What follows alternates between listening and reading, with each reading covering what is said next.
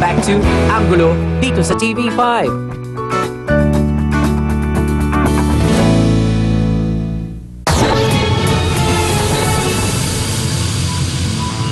Dahil sa impeachment trial, umaga't hapon abala ang mga senator judge. Kabilang na dyan si Senadora Pia Cayetano. Pero hindi riyan natatapos ang araw para si Senadora. May oras pa siya para sa negosyo at sa pamilya. Yan ang anggulo niyang aking titingnan.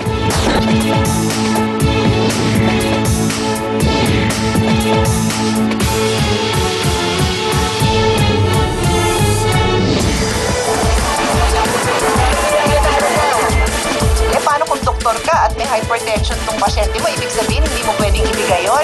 Kapag pinagsama-sama ang beauty, brains at pagkakaroon ng healthy lifestyle, sa isang makabagong Gabriela matatagpuan ang mga katangian niya.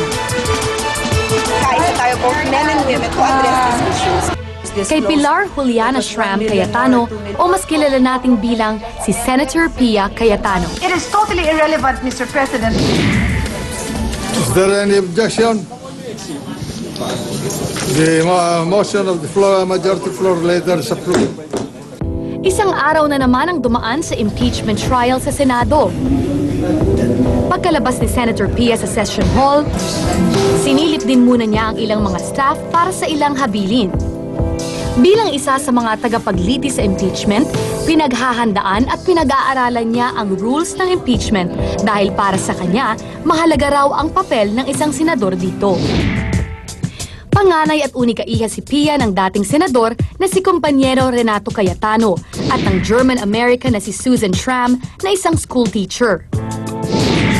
Cum laude siya nang magtapos ng Bachelor of Arts in Economics sa University of the Philippines noong 1985. Noong 1991 naman, nagtapos siya ng may academic distinction sa abogasya sa UP College of Law. I was a practicing lawyer at some point and I had so many clients who did not file their GIS. Aminado si Pia na malaki ang naging impluwensya ng kanyang mga magulang sa napiling propesyon. Why law?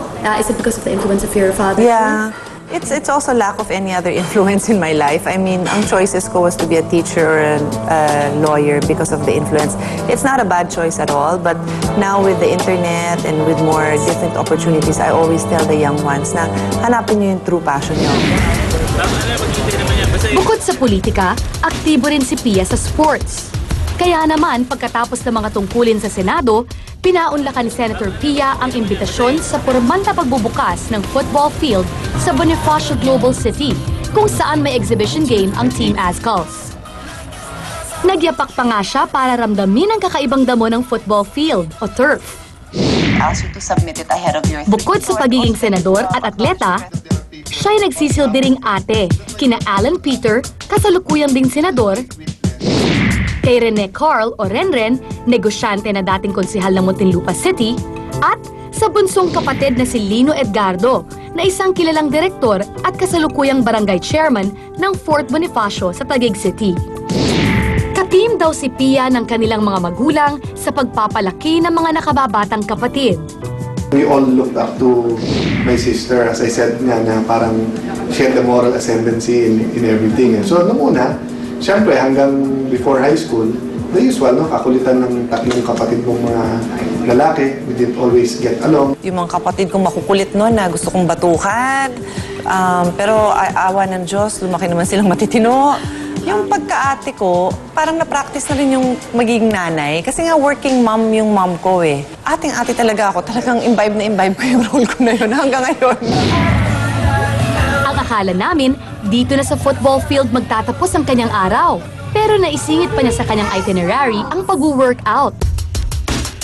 Sinundan namin siya sa isang condominium kung saan may pag-aari siyang unit. Sa gym na ito, 45 minuto siyang nag-treadmill. General rule is workout ka agad. Iba-iba yung waking up time ko. Like now, because may impeachment, kailangan nasa session ako ng 9 a.m. Pag lunch break namin, nandun ako sa gym. Na malapit sa Senate. Senate. Oo, nandun ako sa gym. Or, nagmi-meeting ako with my staff. And then, since nag-fix na rin sila ng impeachment hours namin, natatapos na kami by 6, tatakbo ko pag uwi ko. Parang siya, saan siya? Oo, inaman na rin. Hindi sa politika nagtatapos ang mga pangarap ng senadora. Ngayong taon, matutupad niya ang isang mahalagang plano, ang magkaroon ng sariling restaurant.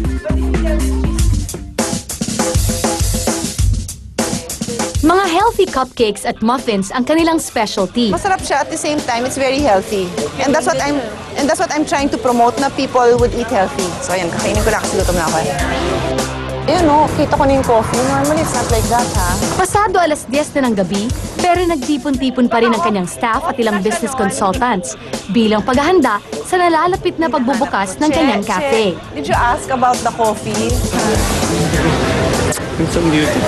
Thank you. Sorry, hindi kami makakatagal. Okay lang. Noong gabing yon, naabutan namin si Direk Lino, ang bunsong kapatid ni Pia. Kaagapay raw ni Pia si Lino sa kanyang negosyo. Kaming dalawa yung nagkakasundo sa klase ng food. So yes, in a way, consultant siya. Depende sa time na ibibigay niya when it opens, kung formalize niya yung pagpo-consultant niya. Pero usapan namin, partners kami dito. Yes, pag-test mo na. Sa lahat ng kanyang kapatid, si Lino raw ang kasundo niya sa maraming bagay. Sa sports namin, both of us have done triathlons and marathons, and we've done it together. And then yung traveling. Dahil sa busy ang bunso, agad rin siyang umalis. Alright, bye. Bye. Bye. Bye. Nag-session muli ang Senado. Sa pagkakataong ito, naabutan na namin ang magkapatid na senador na magkasama. Si Senator Pia ang prayer leader sa umagang yon. Parehas man ang posisyon sa Senado, magkaiba raw ang kanilang estilo. We have different views on things, but we have a discussion which makes it easier in a sense kasi hindi naman kami nahihiyat sa isa't isa. So hindi naman kami kailangan mag-debate in public. Pwede kaming mag-discuss in private and lumalaki yung area of understanding ko at lumalaki din siguro yung kanya. She's a mix of my mom and dad, di ba? So she can be very ate in the sense of very caring and protective ng mga brothers niya.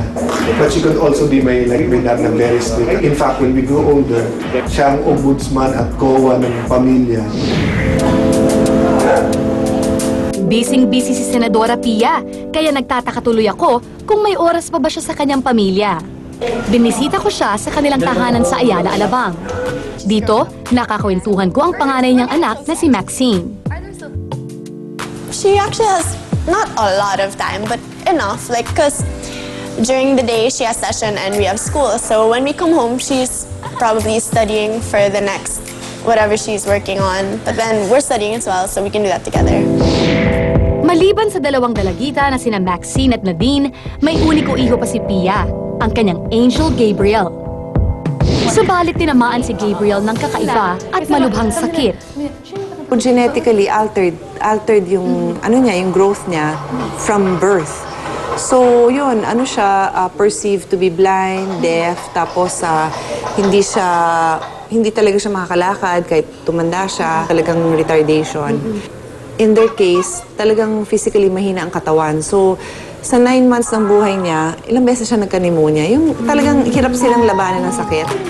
Makalipas ang isang dekada, nagdesisyon na si Pia na mag-ampon. Bagamat adopted, mala-carbon copy raw si Lucas ng mga Cayetano.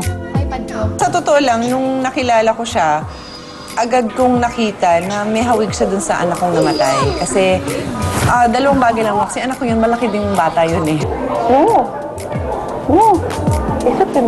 Hopefully, I'm a better mother. Kasi marami na rin akong natutunan na parang mas ikabubuti yung aking parenting style. Dahil nga, natutunan ko at nagawa ko na yun sa aking dalawang anak. Pero ang maganda rin, yun nga, may dalawa siyang ate na nakaka-practice din. One day, magiging nanay din sila. At the same time, meron siyang parang 3 nanay and madami nagmamahal sa kanya. Pantanggal stress sa mahabang araw na nagdaan, nag-bonding time muna si Pia at ang halos 2 taong gulang na si Lucas.